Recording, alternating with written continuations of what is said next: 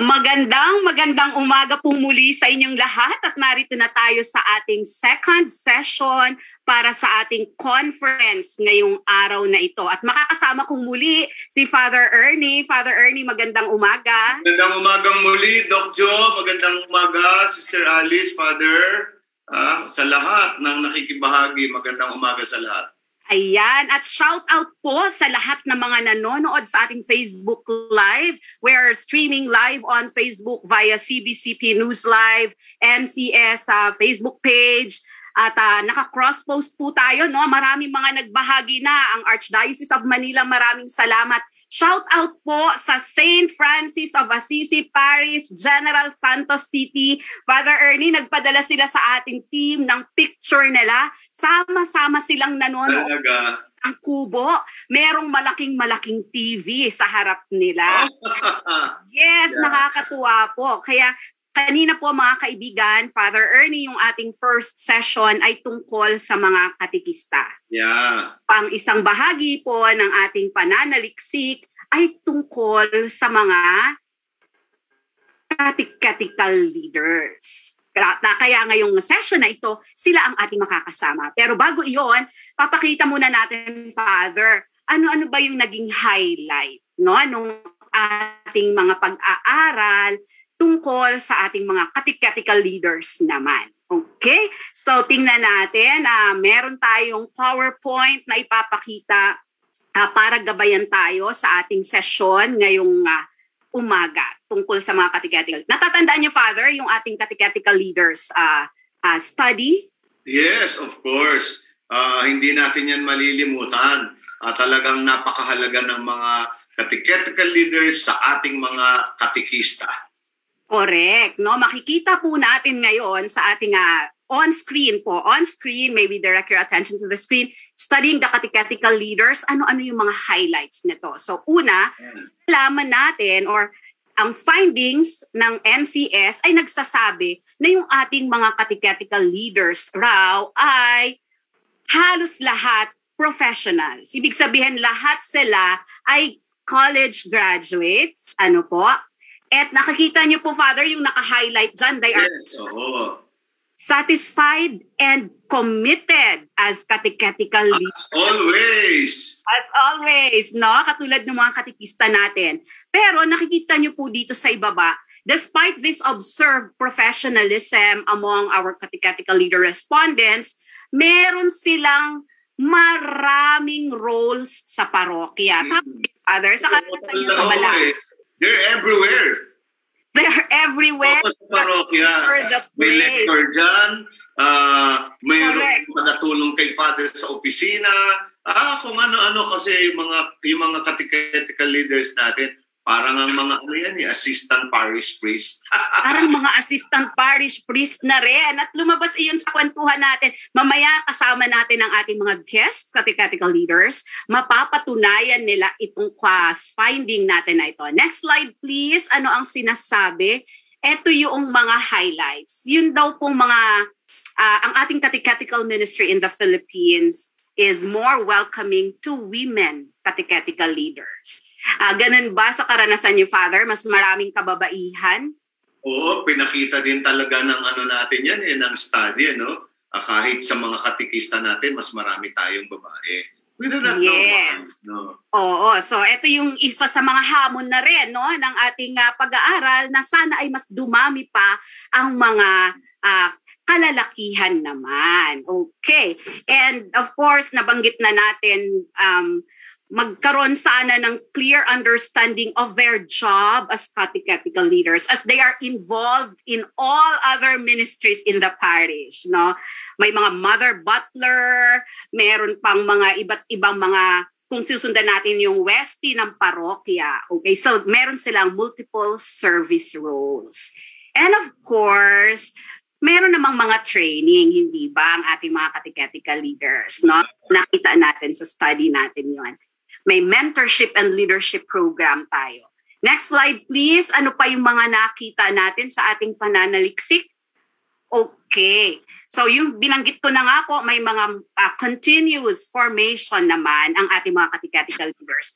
Kung maaalala natin, Father, meron tayong annual meeting of catechetical ministers. So isa ito sa kanilang mga formation programs. And of course, merong high level of happiness, satisfaction, and commitment. So, para hindi na po tayo magtagal dito, tanungin na natin ang ating mga catechetical leaders na panauhin kung ito ba ay totoo sa karanasan nila. Simulan po natin, tawagin ko na, with all the due respect kay Father Ernie, aking partner, ako na po ang magtatawag sa ating mga panauhin ngayong session na ito. Tayo po ay mula Luzon hanggang Mindanao. So mula sa Mindanao, Sister Alice Original, Oblates of Notre Dame from the Archdiocese of Cotabato. Maayong buntag, Sister Alice. Maayong buntag, magandang umaga po mula sa Archdiocese of Cotabato. Okay, at dadako tayo sa Visayas mula sa Archdiocese of Haro, Iloilo. Father RJ Palmos, maayong aga, Father RJ. Nakamute yata ang mic niyo, Father. Nakamute pa po yata yung mic. Maayong aga sa inyo tanan, represent and okay na. Okay. Ayan, so, from the Archdiocese of Haro, mayong aga and happy fiesta sa lahat ng mga katekista. Happy fiesta. And of course, Father Ernie, pwede ba natin tawag mula naman ng Ilagan, Father? Sino ang ating panauhin? Yeah. Father Carlos Villanueva. Thank you for coming, Father Carlos.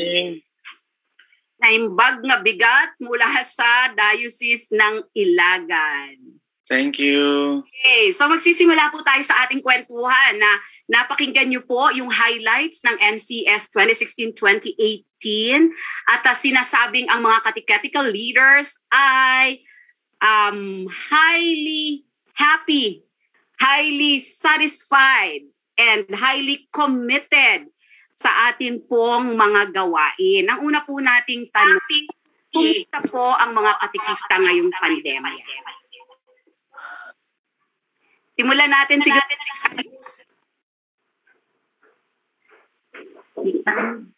Mr. Ali. Magandang umaga po ulit. Happy fiesta po sa ating lahat. Mula po nagkaroon na ng pandemic, ang aming katekista na noon, nung wala pang pandemic, ay buhay na buhay. Nakaranas po sila ng medyo naglaylo po ng kunti dahil so sinabi nga kanina doon sa survey, halos ng ating mga katekista ay aging.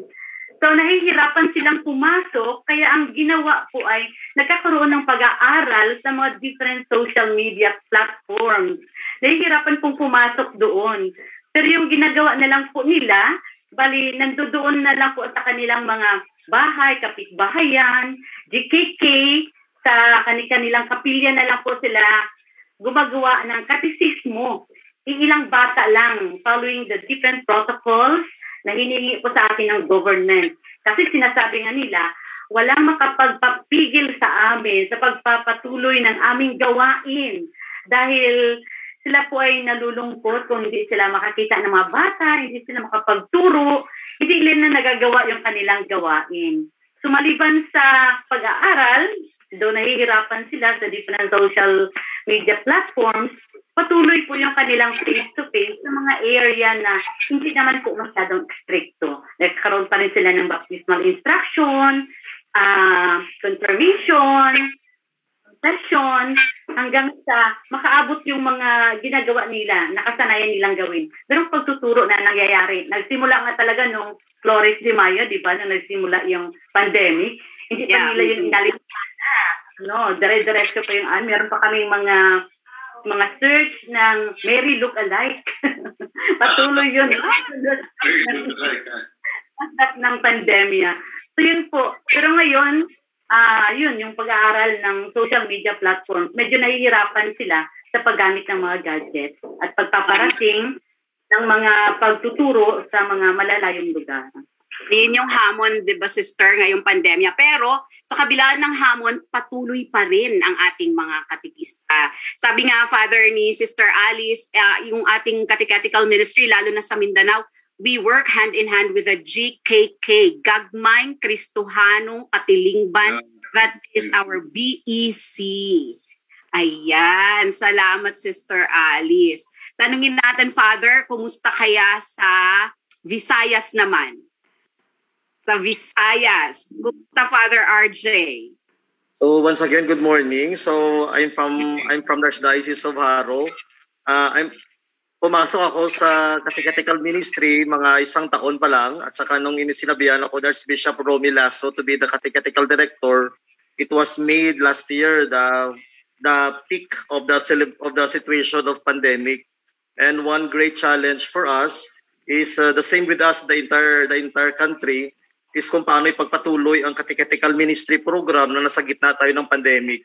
So dito sa Archdiocese of Haro, ang tinignan muna namin yung aming mga resources, tinignan namin yung aming personnel, tinignan namin yung aming existing na mga tauhan, at very, very evident na makikita din naman sa result ng study ng NCS na more than 90% of our catechists are senior catechists. And since they were majority of them were seniors, so at alam natin na nasa gitna tayo ng ganitong situation. So I asked for the help of the Commission on the Youth in the Archdiocese, Father Mark Sinina, on how we can join together, especially making the youth participate in the catechetical ministry in the aspect of the evangelization and education. So in the Archdiocese of Haro, we were able to start this new ministry of involving the youth, and we call them as the young and junior catechists. And we are molding the program for the youth program, especially on how the old or the seniors will serve as mentors to the young, their proteges. No? And we are now at that stage of handling information, handling data, and training.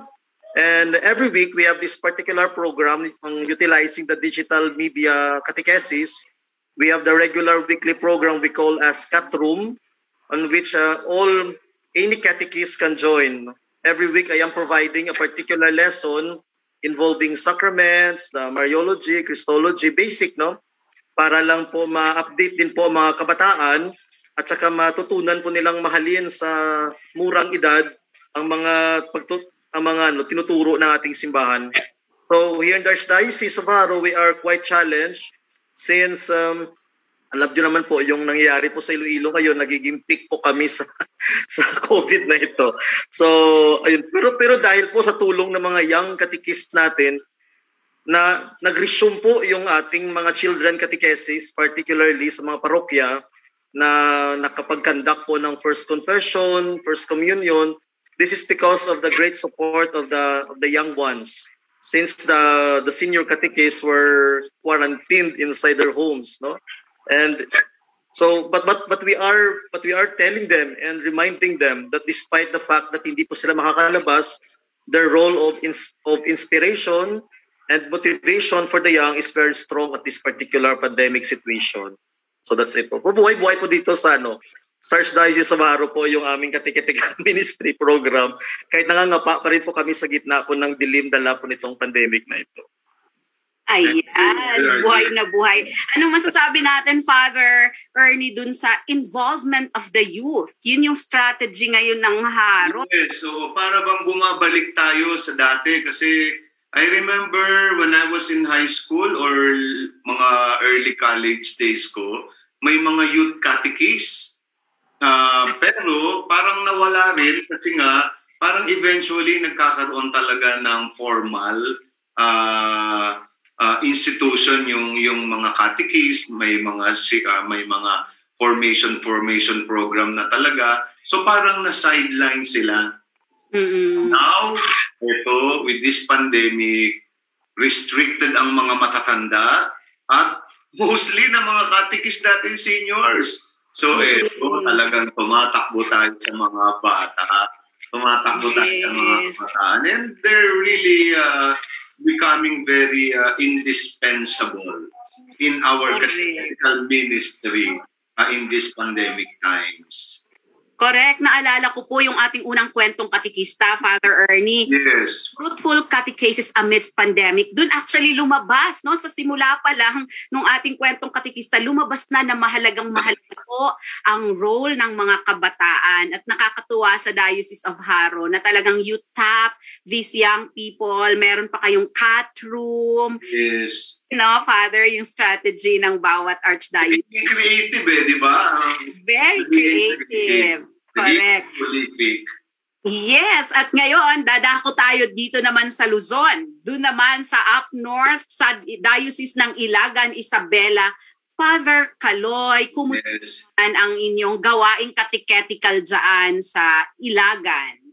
Good morning po. Good morning. Okay bang sound? Yes, Father Kaloy. Okay na okay. Okay. So, ang sa amin din naman, talagang a good number of our catechists are also old. They are old. They are senior citizens. Senior. And they cannot go out from their homes because of the COVID-19.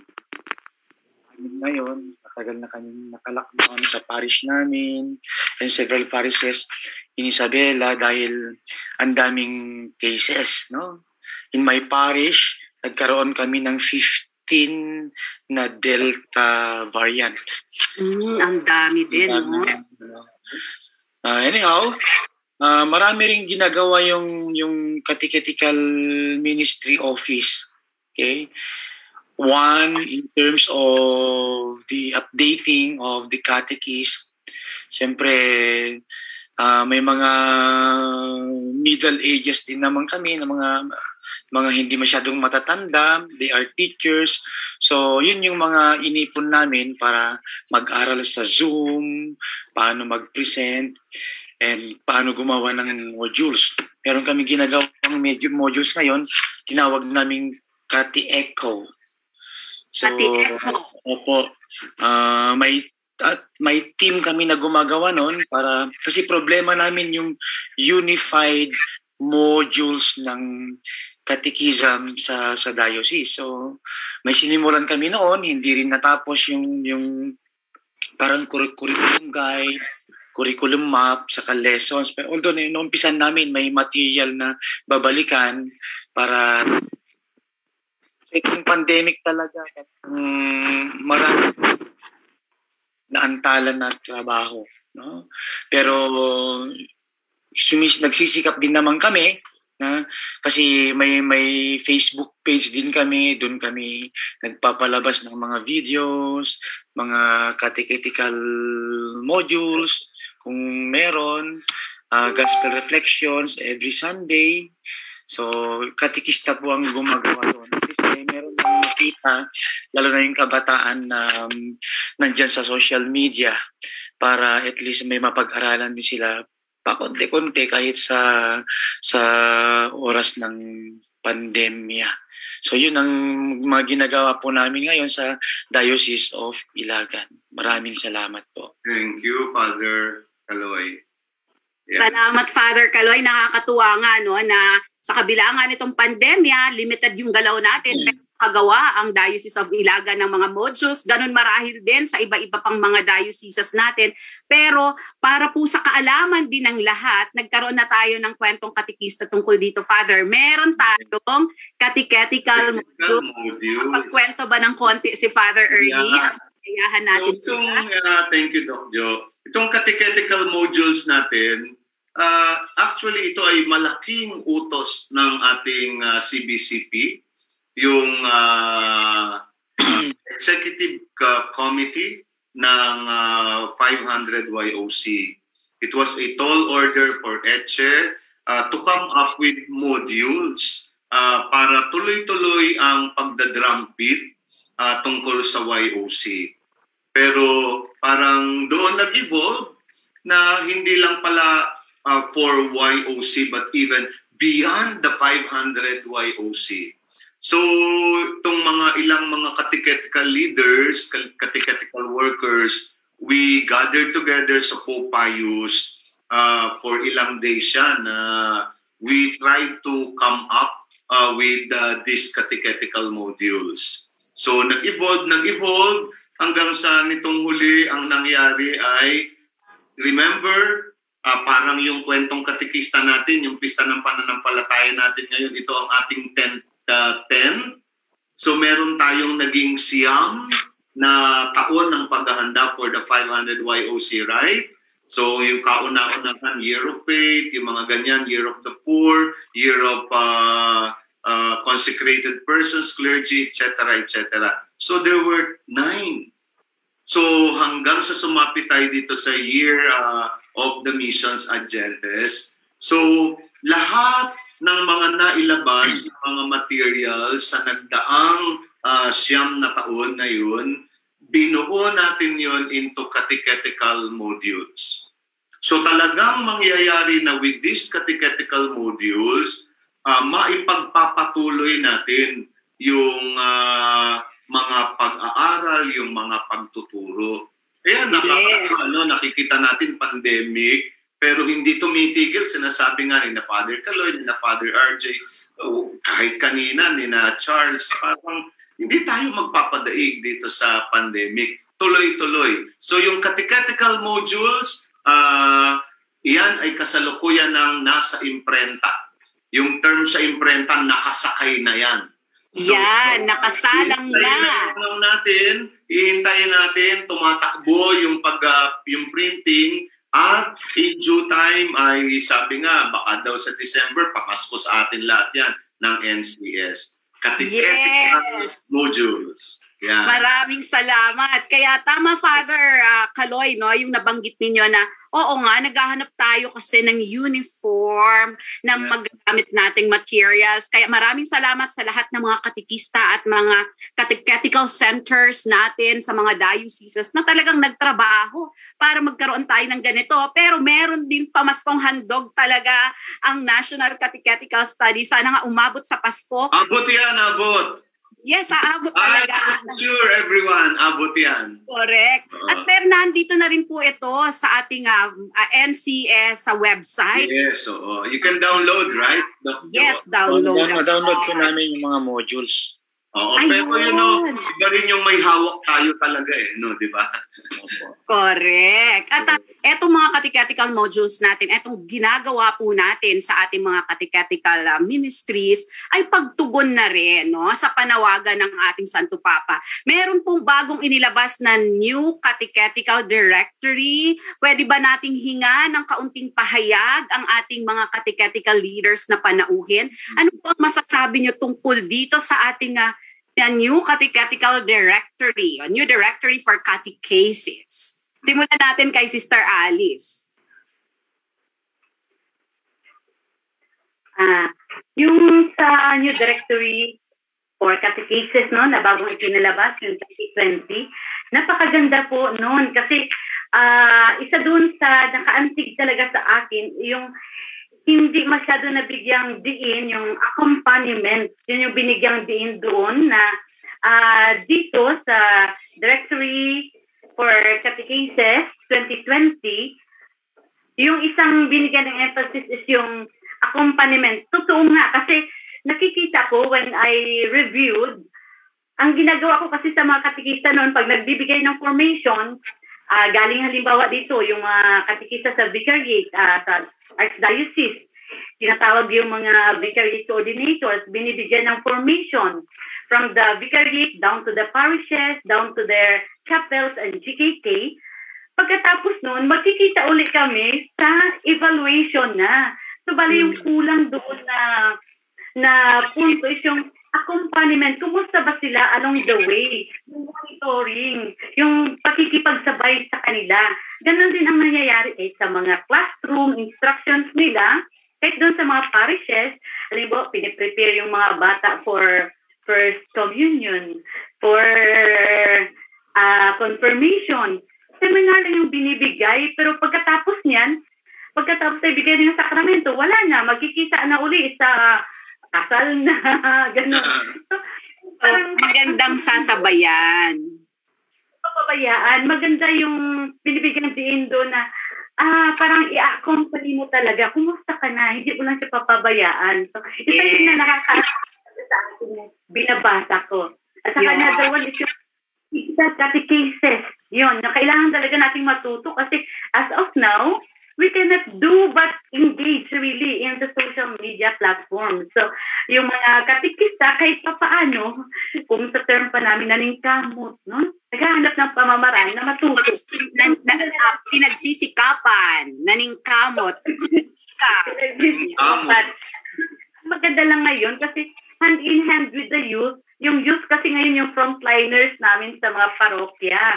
So sila ngayon yung nagtuturo sa mga medyo may edad na nakakalabas pa rin. Yun yung kagandahan. Okay.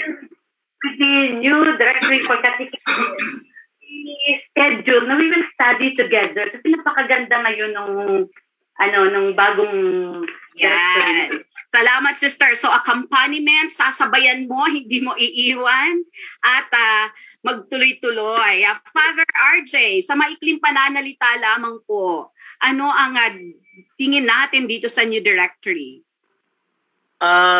Dito po kami sa Archdiocese po, nag-conduct po kami ng parang small group muna kasi ang gumagawa kami po ng pamamaraan kung paano po namin mailagay po sa konteksto po namin dito sa Archdiocese. Ang kinagaganda lang po is nakita po namin na talaga po, binabalik po talaga tayo sa pinaka-basic of all, which is mabigyan po ng ma-centralize at mabigyan ng pinaka-foundation ng lahat na ibalik talaga yung importansya po na pagpapakilala sa ating Panginoong Jesucristo bago po yung isang katekista is magpapasok na lang magtuturo, kundi ma-emphasize din po yung kanyang paniniwala, yung kanyang mismong debosyon sa kanyang mismong ginagawa, at siya mismo ay nananalig, naniniwala kung ano po yung kanyang sasabihin, no? Kasi malaking bagay din po yun sa taon din po na ito, lalo din po sa mga archdioceses po katulad namin, na mga old dioceses na medyo ang catechesis nagiging parang ordinary na lang na parang ayan na, common na, no? Parang siguro i-compare mo sa ibang mga dioceses na nagsisimula. Dito kasi parang since it is a very old diocese, parang medyo ang dating kasi pag sinabing catechesis, parang ang dating sa kanila is, ay old na yan, ganyan lang uli yan, ganyan lang uli, ulit-ulit lang yan. Pero dahil po sa directory na ito, nabigyan ng kakaibang liwanag na tama nga po, no? Pag maintindihan ng katekista yung buhay niya at saka yung kanyang tinuturo ay mas magiging efektibo siya. At kahit saan siya dalhin ng kanyang pagtuturo is makikita niya pa rin yung kahulugan sa kanyang mga ginagawa at saka sa kanyang tinuturo. No? Ayan. Di ba, Dr. Joe, tama yung sinasabi ni Father RJ, no? Kasi parang talagang nakatugmayan doon sa isang, di ba, yung letter ni Pope Francis, yung Antico Ministerium. Yes. Antico Ministerium, talagang antigong-antigo na yung ministry ng mga katekista. Pero sinasabi nga ni Pope Francis, this is the time na talagang i-recognize yung ginagawa ng mga katekista na yan. Antico Ministerium, wala talagang pagkaluma kahit na lumang diocese o nagsisimulang diocese. Talagang parang nandirito yung foundation, ano? And if I may add, Sister Doc Jo, sisters, fathers. Sige po, Father. Yung ating NCS, talagang ako lang sa tingin ko yung ating NCS, kitang-kita natin dito yung directory for catechesis. Para bang nauna lang tayo, tapos parang nabigyang linaw ng directory, no? Kasi ano ba yung pinagagawa natin since 2015 that we started with the NCS? Nandito yung 3 parts ng directory for catechesis, yung ano ba talaga ang catechesis, sino ba ang gumagawa ng catechesis, hanggang sa kahuli-hulihan. Naging meron pa nga tayong Rio nito na yung bubuin nating Catechetical guide. Catechetical guide. Yes, so, creative. Sa human resource, Doc Jo? Human resource handbook. Handbook? Yun ang nasa part 3 ng directory for catechesis. Ano yung sinasabi sa part 3, di ba? Besides yung process ng catechesis, yung sa part 3, yung organization of the catechetical ministry. Kaya nakakatuwa yung DC 2020, naku, parang salamin ng ating NCS. Ang NCS, no? Nakakatuwang pakinggan, Father, yung inyong nabanggit sapagkat ang sinasabi po ni Father, mga kaibigan, etong ginagawa natin sa NCS ay nakakuha ng kumpirmasyon doon sa DC. Now, we find support, yung ating claims, we find support in this DC. At dito, years nating pinagsusumikapan. Yes. Ano po, Father?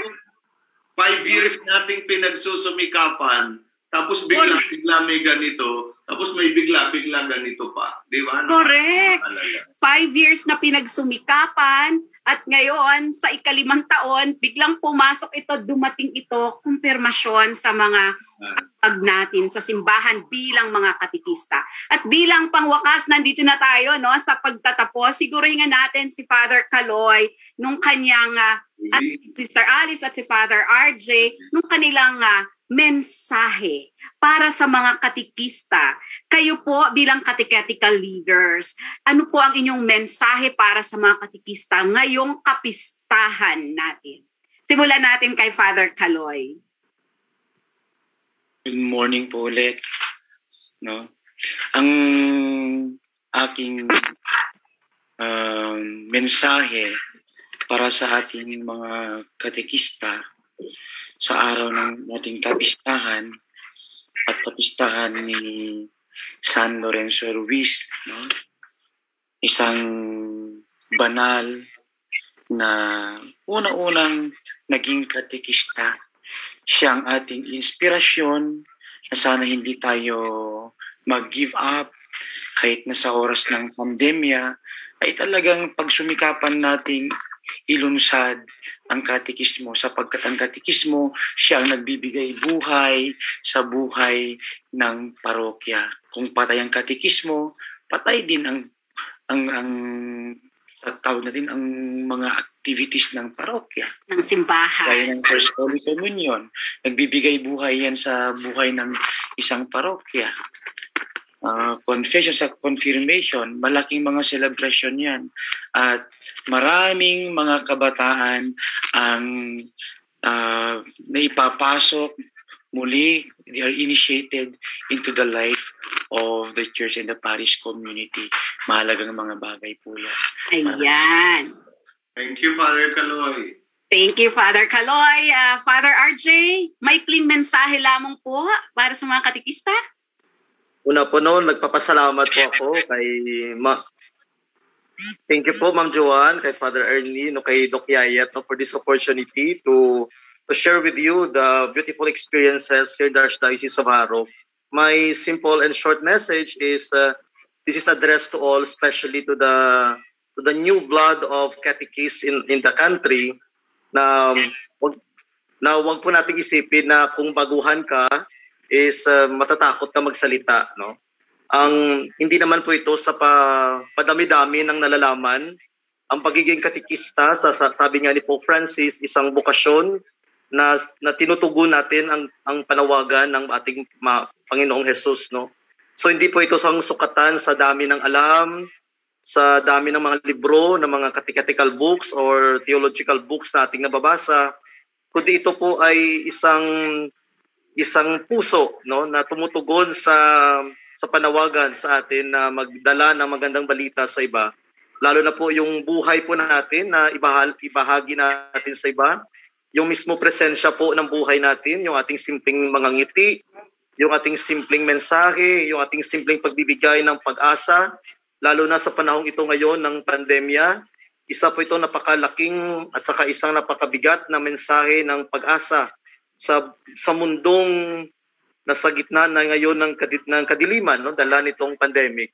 So si St. Lorenzo Ruiz is a perfect and a beautiful example of how he stood sa gitna ng nakakatakot na sitwasyon before he died in Japan.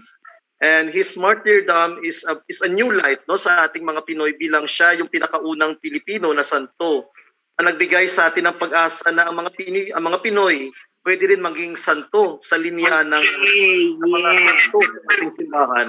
So in this celebration of St. Lorenzo Ruiz, this is a beautiful invitation to us all, especially to the young breed of catechists Kasi dumadami po ngayon yung pumapasok na mga young breed dahil sa pandemic.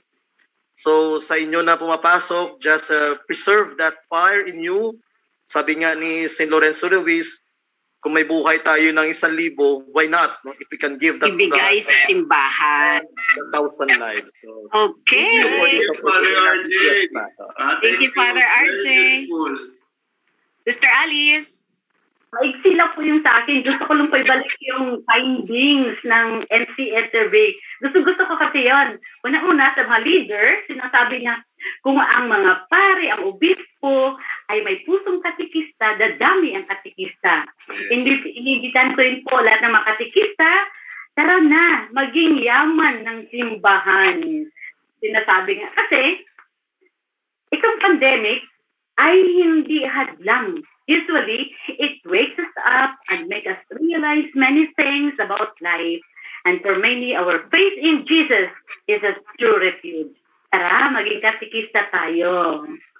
Salamat. Father Ernie, ang ganda pakinggan nung kay Sister Alice, no, ibinabalik niya kung ang pari at mga obispo ay may pusong katikista, dadami ang mga katikista na naaalagaan natin. Ayan, Father Ernie. Ganda. Alam, Father? Challenging yun. Very challenging. Okay, yun ang hamon. Correct. At samantala po kaming magpapaalam, magbabalik kami ni Father Ernie mamayang hapon. Antabayanan niyo po ang iba pa nating mga sessions. At bago tayo tumuloy sa susunod na session, naritong muli ang ating regalo ng pananampalataya, Kuya Keith at Ate Ruth.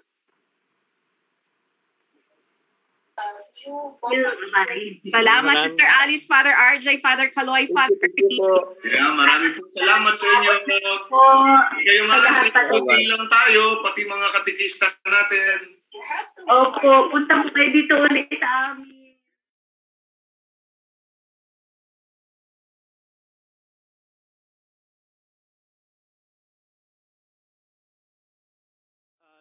Doc, Father Ernie at mga sharers, napakasarap pong makinig sa kwentuhan ninyo. Okay, so nagbabalik po kami ulit ni Ma'am Ruth para po mamigay ng piyestang regalo para sa lahat. Yes, okay, Kuya Kit. Yes, ma'am. Okay, let us find out na, Kuya Kit, kung sino pong unang tatanggap ng ating piyestang regalo. Ang Katisismo ni San Jose po. Ayan, exciting po. Okay, RRP, pasok! Ruleta ng regalo ng pananampalataya. Ayan. Yes. Okay. Kuya Kit, ito po yung yung Year of St. Joseph. Tama. So, ito po siya po ang ating patron saint of the Universal Church. So, napakagandang regalo po nito. Opo. Ayan, sige. Ayan, may sound na siya.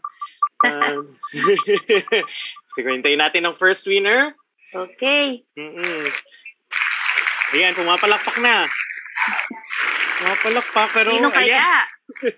Ang ating first winner po ay si Malu Esplanada. Congratulations. Okay, congratulations. Kuya Kit, may nag-message nga pala, bakit daw po tayo nawala sa live streaming natin. So, remind lang po ulit, 2 minutes po tayong nawawala after every raffle at sa live streaming. Pero babalik din po tayo after 2 minutes. Babalik din po agad. Ayan, hinihintay po natin itong second winner. So, standby lang po lagi after ng session. Yes. No? Ayan. Yung tunog niya parang yung Shopee Shake. Ayan, second winner. Okay, wala pang lumilita. Ayan. Sige po, ma'am. Si Trisha Grace V. Ramos. Okay, congratulations. Congratulations po. Okay, 3 more winners ng Katisismo kay San Jose. Reminder po ulit, huwag niyo kalimutang mag-register. Po, register lang po para makasali pa. Marami pa po tayo papamigay ngayong buong araw. Ayan, pumapalakpak na sila. Sino kaya? Wow, okay.